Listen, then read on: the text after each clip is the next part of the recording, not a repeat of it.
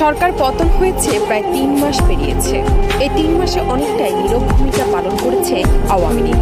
তবে এখন কিছুটা সরব হতে দেখা যাচ্ছে আওয়ামী লীগ নেতাকর্মীদের। গুঞ্জন উঠেছে শেখ হাসিনা তথা আওয়ামী লীগের রাজনীতিতে ফেরা নিয়ে।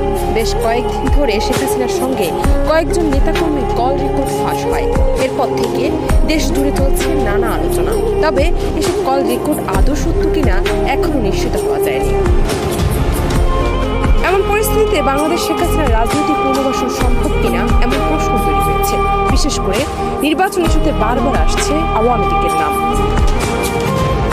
ছাত্র জনতা বলছে আওয়ামী লীগের পুরনো নেতৃত্বে রাজনীতিতে ফিরতে চাইলেও সেই সুযোগ দেওয়া হবে না। অন্যদিকে নতুন নেতৃত্বের আওয়ামী লীগকে নির্বাচনে অংশগ্রহণ করার সুযোগ দেওয়া হতে পারে বলে মনে করে বিএনপি।